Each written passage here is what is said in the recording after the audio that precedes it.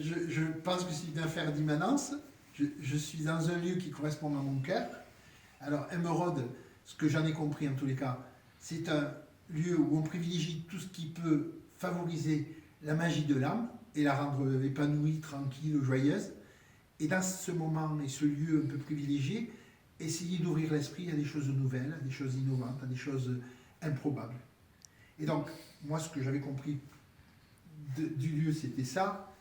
Et j'ai coutume de dire que le monde a besoin d'un peu plus de bienveillance. C'est-à-dire quelque chose qui, par la douceur, la joie, la créativité, l'invention, l'écoute sincère, la chaleur, crée un lien magique qui fait que c'est plus que de la bienveillance. C'est un lien éternel entre les êtres.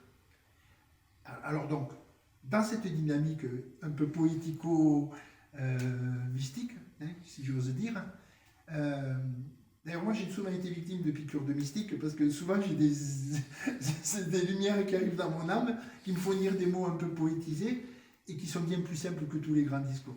Donc, à cause d'une piqûre de mystique, je pense que je vais rapidement vous expliquer le courant que j'ai inventé, mais en fait je ne l'ai pas inventé, je ne suis que le chemin. Et j'ai été le chemin à un moment, et donc il m'appartient déjà plus, puisqu'il est à offrir au cœur du monde. Ça s'appelle le bricolisme. Donc j'ai créé un manifeste au départ. Alors bricolisme poétique ou bricolage.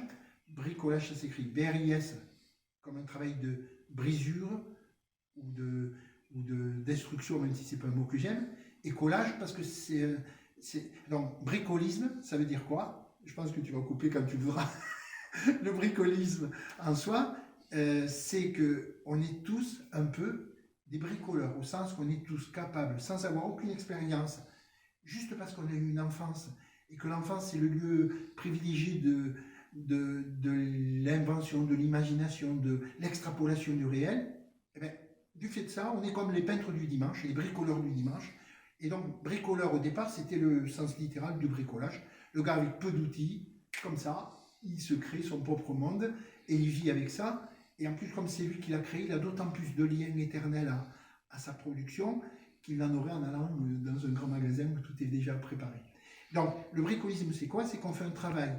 D'abord, ça s'inspire beaucoup du monde de l'art et de l'histoire de l'art. Donc, moi, je me disais, il faudrait que chaque fois que je crée une œuvre, ou que j'ai la prétention de dire je crée, je m'inspire des grandes œuvres de l'histoire de la littérature ou des grandes pensées, des grands philosophes du monde, et que on voit une création qui m'est propre, qui est singulière, mais que quand on creuse un peu, quand on efface un peu l'apparence du vernis, on découvre un hommage à l'œuvre qui m'a inspiré, à l'œuvre du grand philosophe ou du grand courant mystique ou de la grande œuvre de l'histoire de l'art.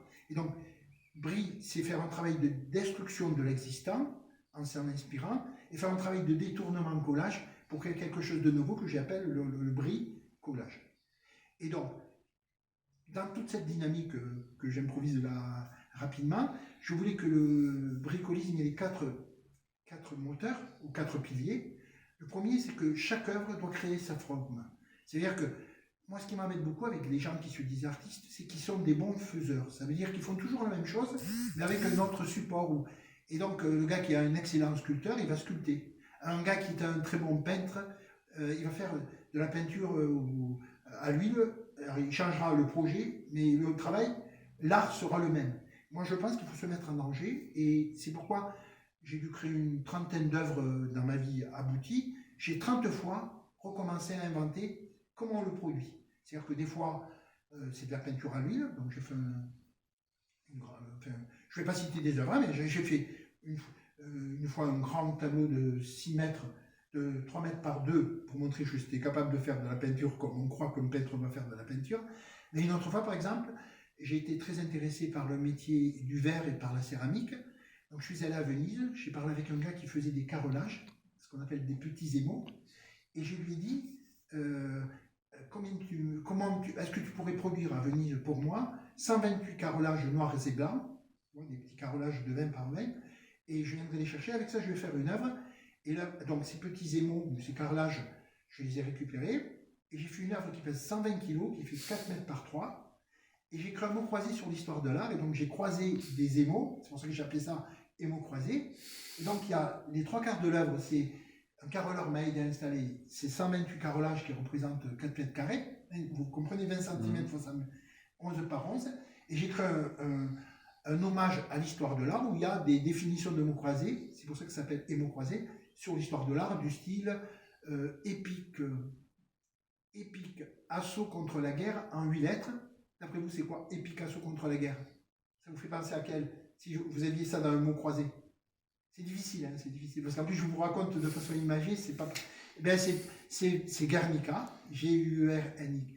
Parce que c'est Picasso qui a peint quelque chose pour lutter contre la guerre en 1936, enfin, etc. Et donc, en jouant avec un peu le process pas du cruciverbiste. Le cruciverbiste, c'est celui qui remplit des mots croisés. Le verbicruciste, c'est celui qui invente les mots croisés. Donc, j'ai pris une démarche de verbicruciste pour rendre, au travers d'un mot croisé, l'envie d'en savoir plus sur 28 peintres ou 30 peintres de l'histoire de l'art, avec juste 128 lettres, parce que j'avais que 128 cases.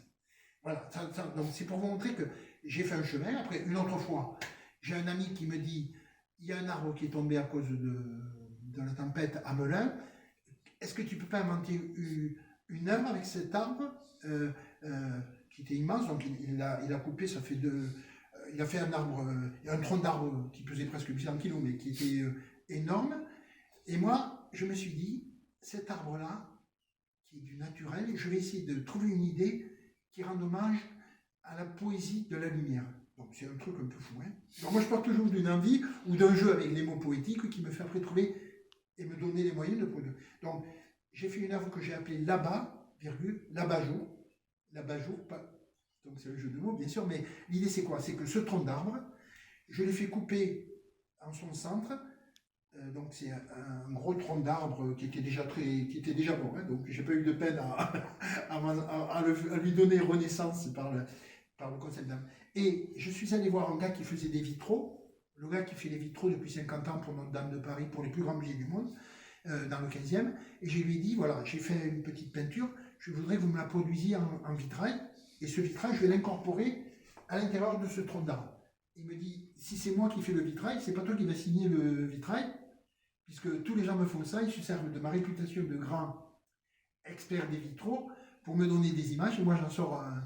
Donc je lui dis, non, mais alors comment il faut faire? Il me dit, mais j'ai des stagiaires, si tu viens pendant 3 mois, tous les mercredis, de 8h à 11h, apprendre l'art du vitrail, eh ben, tu me paieras quand même la production du vitrail, mais tu pourras signer toi. Et donc j'ai appris à faire des vitraux pendant 3 mois.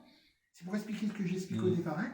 Et le concept du vitrail, c'est quoi? C'est donc j'ai produit un super joli vitrail, après avoir appris, je l'ai incorporé, donc je l'ai immiscé au cœur du tronc troué, et l'œuvre, c'est pas l'arbre avec le vitrail, c'est ce que la lumière ou les saisons projettent sur un mur blanc, comme un abat-jour qui allume une image. Donc mon vitrail, vous voyez, la lumière passait au travers du vitrail, ça faisait que l'œuvre, c'était éphémère, c'était ce que la lumière a projeté sur le mur blanc. Et donc, après c'est très compliqué parce qu'il faut le voir tout ce que je vous dis, mais c'est pour vous expliquer que vraiment, à chaque fois, je me mets en situation d'amener mon monde pour apporter un supplément d'âme au monde réel et pour que quelque part, des gens ils se disent, il a mis une étincelle dans mon cœur, lui je m'en fous, bon, moi ça me plaît ou pas, bon, il fait sa vie, mais moi maintenant je vais devenir curieux pour m'intéresser dorénavant à qu'est-ce qu'il y a derrière l'apparence, derrière l'image, derrière l'art création en fait. Voilà. Un dernier exemple de bricolisme. Avant dans les métros, vous vous rappelez, il n'y a pas si longtemps, il y avait des machines, tu sais, quand tu étais perdu, tu mettais la station où tu voulais accéder, et il y avait une machine qui s'allumait hein, et qui te donnait le parcours. Hein. Donc moi j'ai fait un truc que j'ai appelé le plan des métros. Donc ça s'appelle le plan des métros. Et donc, j'ai produit, au départ, parce que la machine a coûté cher à fabriquer, donc j'ai produit des plaques émaillées comme il y avait dans le métro. J'en ai fait faire 8 à l'identique numéroté signé. Et avec l'argent de ces plaques que ça m'a rapporté, j'ai fabriqué une machine où le concept de plan des métros, c'est le suivant. C'est que au lieu de mettre, par exemple, le château de Vincennes de la Défense, les lignes... Donc j'ai acheté une vieille carte des métros des années 50.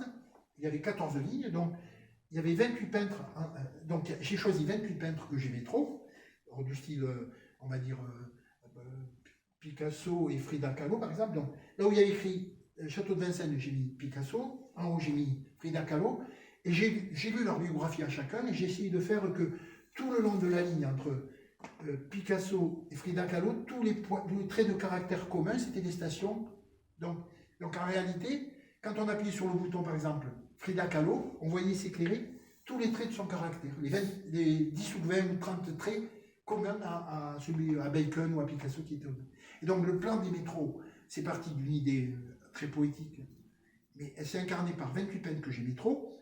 Elle s'est incarnée à un second niveau par un hommage à la vraie machine, et ça fait que qui que ce soit qui connaît rien sur ces 28 peintres, il appuie sur leur nom, sur la machine, là où avant on disait la Bastille, il voit s'éclairer tous ces traits de caractère.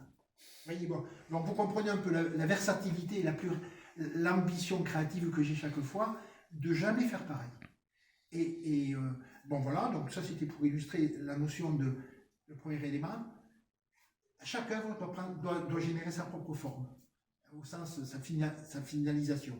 Deuxième chose, la force du verbe, hein, et de la poésie. Donc souvent moi, j'ai ce que j'appelle en créativité les mots inducteurs. Il y a un mot qui allume une lumière dans mon âme qui fait que pendant un mois, un jour, 6 mois, je vais courir partout pour me documenter, pour me nourrir de cette intuition que j'avais, que c'était joli. Plan des métros, c'est joli. J'ai fait une valise qui s'appelle la psychavalise. Donc c'est une belle valise que j'ai fait faire après à Vienne, là où Freud avait son... pas dans la même rue, mais dans la ville où il y avait le cabinet de Freud. Et j'ai peint des aquarelles. Comme tu sais, quand on voyage, il y avait des étiquettes de grands voyageurs. Tu sais, quand tu allais dans tel hôtel, tu mettais une étiquette. Donc j'ai fait fabriquer une belle valise. Elle est en ébène, elle est en cuir, elle est très belle, hein, une très belle valise. Je l'ai un peu salie et vieillie, même si elle est très grosse. Et j'ai collé dessus des étiquettes de voyageurs où j'ai mis des phrases un peu lacaniennes. Comme si j'étais un grand expert de psychanalyse, ça s'appelle la psychanalyse, du style nous manquons d'heureux pères. Je crois que le drame du monde, tout le monde est habitué à naître avec la pression que lui mettent ses pères, et qui fait qu'il n'est pas vraiment libre, et qu'il ne peut pas être heureux, puisque dès le début on lui dit fais attention, fais pas ci, fais ça, écoute. Alors que si, comme moi je l'ai été avec Edouard quand j'étais petit, le père te dit t'es le roi du monde, et le monde a besoin de toi, c'est pas pareil que fais attention, ne fais pas. Et c'est ce qui fait ma joie aujourd'hui encore, 50 ans après. Voilà, donc deuxième paramètre, donc premier paramètre, chaque œuvre doit créer sa forme. Deuxième paramètre, la force de la poésie et des mots inducteurs pour inventer à sa mesure. La troisième chose, c'est que pour moi, qui que ce soit est vraiment très doué pour créer, et c'est pourquoi je parlais de bricolage, tout le monde est capable de bricoler. Tout à l'heure on a parlé de tout ce que tu te proposes de faire sur le plan botanique ou sur le plan bricolique, je ne sais pas comment on peut dire, et c'est vrai que si tu n'y arrives pas, moi je me sens capable de t'aider alors que j'ai jamais été un bricoleur. Donc c'est la troisième dimension, tout le monde est créatif. Et la quatrième chose, c'est que le monde est rempli de choses tellement belles, il faut juste avoir l'élégance de célébrer que les belles choses, et pas faire une œuvre pour dire ça va... Enfin, moi j'essaie tout le temps qu'il faut que ça ouvre... que ça fasse respirer le monde, donc que ça donne un peu un élan d'envie, de joie, l'étincelle dont je parlais. Autrement, une œuvre pour dire ouais, il est fort lui, ou il est doué, c'est l'antinomie du bricolisme. Parce que je pense qu'on est tous un peu bricoleurs, et que je viens de sortir un bouquin qui s'appelle Le Manifeste du bricolage. Il est dans la boîte, hein, je te l'ai offert, mais il est aussi dans la boîte. Et là-dedans, je raconte depuis la préhistoire que le mouvement bricoliste, il existe, et j'ai donné une vingtaine d'exemples depuis la préhistoire de bricoleurs. Par exemple, Picasso en 1929 ou 30, il trouve un vélo rouillé, il prend la selle du vélo et le guidon, et il les met de telle manière que ça fait penser, avec la selle et le guidon c'est là, et la selle est là, à une tête de taureau, il appelle un taureau. Et il fait du bricolage. Ou quand on a fait la musique, le sample, les premiers rappeurs et machin, ils prenaient un bois à droite, ou les DJ à la mode, ils faisaient du bricolisme. Et donc, c'est pour expliquer ça, voilà, le 4 points. Voilà. Moi, ce qui fait que, de toute façon, je suis tranquille à tout jamais par rapport à cette idée du bricolage, c'est que j'ai intuitivement la conscience que c'est universel, mais ce qui me plaît beaucoup, c'est que je veux que dorénavant, ça s'applique dans le réel de chacun. Donc j'ai inventé un projet que j'ai appelé la Vox Populi, la boîte du peuple, qui a l'ambition de vouloir démontrer à la terre entière que tout le monde est super doué pour créer. Donc là, Emeraude, j'ai l'honneur de l'offrir à Emeraude la Vox Populi. Donc elle n'a jamais été ouverte, donc je crois qu'on va interrompre le tournage pour que tu l'ouvres un peu et que je l'explique. Ouais. Tout un Parfait. Pour terminer, juste 30 secondes, oui, bien sûr. sur comment est-ce que le bricolisme peut sauver le monde. Ah, voilà. Ouais. Donc, moi, c'est pas tant le bricolisme qui peut sauver le monde, c'est Ou est-ce qu'on peut appliquer le bricolisme? La créativité. Moi, La je pense beauté. vraiment que c'est la créativité qui peut sauver le monde, et dans tous les outils que la vie nous met à dispo. Moi, je crois au bricolisme, mais c'est très anecdotique à côté de tout ce qui peut sauver le monde. C'est ne serait-ce, par exemple, moi, dès que je suis monté dans ta voiture, je ne te connais pas, j'ai senti une force d'amour qui fait que je suis à l'aise 5 minutes sans répéter, alors qu'on m'aurait dit, il faut préparer. Moi, je ne savais même pas que j'allais faire ça. C'est parce que je sens un élan favorable que ça ouvre en moi des libertés. Ça me libère et je me sens ni jugé, ni bien, ni mauvais. Je suis moi-même. Et donc, la créativité, c'est une manière de se dire, quand on est créatif, chaque fois, on se dit, je vais changer le monde. Puisque si on se met en situation de créer, c'est qu'on a l'ambition ou la prétention de penser qu'on peut changer le monde. Parce que créer pour changer rien, c'est pas créer, c'est parler, c'est du concept. Mais les gens qui créent sont des changeurs de monde. Et même s'ils créent juste voilà, un paravent ou un jardin potager ou un mandala, c'est de la création. Ça change un peu le monde, puisque le monde avant eux, il était différent. Et c'est en ça que je pense que, pas du tout le bricolisme. Moi, je raconte l'histoire qui correspond à ce que je pense être ma trace sur la Terre, mais c'est tellement anecdotique à côté de toutes les occasions qu'a la création ou l'innovation de montrer à l'univers que le monde a besoin d'elle et pas le monde a plus besoin de création que d'argent. Et c'est la vérité objective, c'est sa pérennité, cette idée que le monde a plus besoin de création réelle hein, que d'argent. Parce que de toute façon, moi je suis intimement convaincu que peut-être avant 2050 ou même après, l'argent n'existera plus, tout comme le travail. Et ça, c'est un autre débat.